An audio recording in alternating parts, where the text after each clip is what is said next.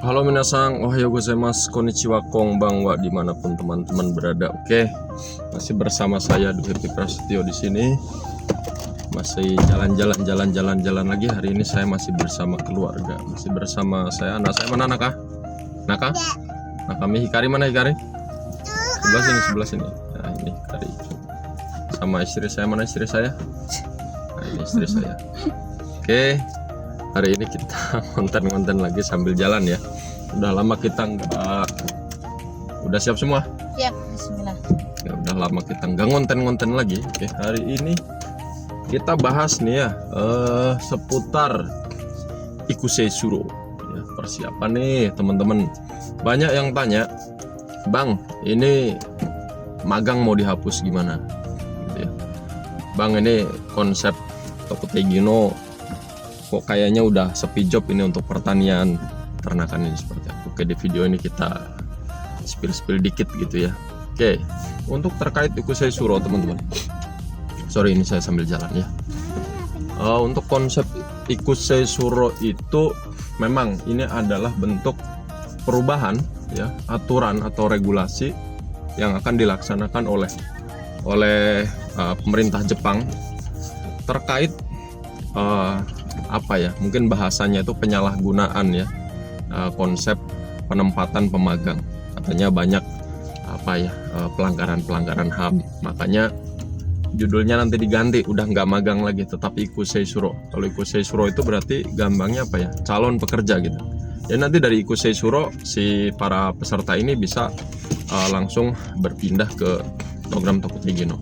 Kalau saya dari sosialisasi yang sudah pernah disampaikan oleh Kumiai dan beberapa informasi juga dari pihak keimigrasian di Jepang itu adalah, jadi nanti para peserta itu tingkat kemampuan bahasa Jepangnya itu harus dan wajib ditingkatkan. Ya sebenarnya dari dulu harusnya seperti itu, tetapi sepertinya ini tidak terstruktur dengan baik dalam bentuk persyaratan. Maka dari itu mulai nanti per April 2027 ini sudah mulai dipertegas gitu ya. Jadi teman-teman, sebenarnya persyaratan wajib untuk N4 itu sebelum teman-teman nanti ke Jepang itu tidak juga ya. Jadi di ambang N5 itu nggak ada masalah. Tetapi ini akan menjadi PR bagi masing-masing perusahaan dan Kumiai. Adalah seperti ini.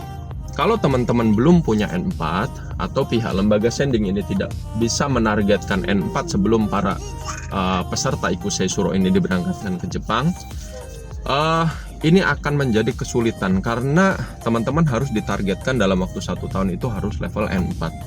Nah, baru di tahun kedua teman-teman akan berubah status menjadi peserta pekerja berketerampilan khusus atau Tokutegino jika ujiannya di tahun pertama itu lulus. Nah, jika teman-teman tidak lulus, teman-teman akan diberikan perpanjangan waktu mungkin kurang lebih 1 tahun untuk bisa mengambil M4. Dan jika teman-teman masih gagal juga, maka teman-teman akan dipulangkan gitu, dan dianggap ya tidak layak lah ya, teman-teman dianggap tidak layak untuk tinggal di sana. Jadi nanti akan ke filter nih minasang ya, orang-orang yang dengan kemampuan bahasa Jepang baik itu bisa tetap tinggal di sana. Dan untuk Tokutegino itu sudah jelas nanti ada harus di level N3 seperti itu. Dan nggak usah khawatir, magang itu tetap jalan ya, tetapi nanti jangka masa waktunya itu lebih pendek. Jadi teman-teman nggak usah khawatir, tetap saja teman-teman ditingkatkan ya. Penempatan ke Jepang itu sekarang tambah banyak gitu. Dengan tambah banyak dan tambah mudah, disinilah teman-teman harus benar-benar hati-hati dalam mempersiapkan, terutama adalah bukan hanya bahasa saja ya, tapi kesiapan fisik, mental, disiplin gitu ya. Wah, ada truk gandeng ini di depan kita, nggak bisa lewat ini. Itu teman-teman, ada truk gandeng ini punya anak-anak. Waduh, truk gandengnya lagi ditarik juga nih. Gitu, lagi mogok kayaknya. Punya adik ya, punya adik. Oke.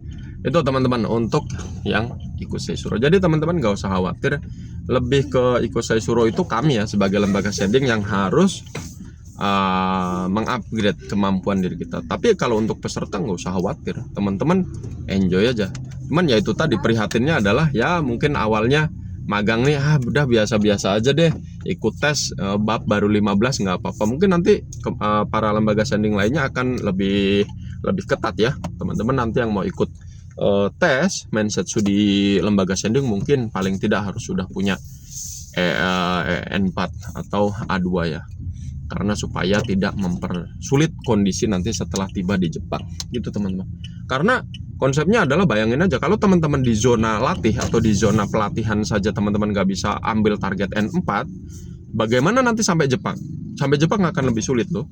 Ya jangan ngomong nanti di sana kan sama orang Jepang banyak ngobrol, ya ngobrolnya mungkin pintar, tapi kalau segi ikut ujian si Keng itu akan sulit karena teman-teman kan sibuk kerja, ya sibuk capek, nanti istirahat, nggak ada waktu untuk belajar, itu akan lebih sulit. Maka dari itu, dimanapun teman-teman sekarang belajar ya, di LPK manapun, tolong sedang dalam zona latih itu teman-teman harus bisa ya kemampuannya di level tersebut, seperti itu teman-teman. Kemudian saya lanjutkan tadi untuk yang Bang, untuk yang TG kok jarang nih yang pertanian gitu ya teman-teman. Jadi kondisinya saat ini adalah sudah banyak teman-teman di Jepang itu dia nyebrang langsung ya, dia gampang nyari perusahaan. Maka dari itu saat ini jarang sekali juga permintaan dari Jepang ya melaksanakan perekrutan ke Indonesia ya, maksudnya perekrutan di Indonesia itu jarang, karena langsung dilaksanakan yang ada di Jepang karena penempatan lebih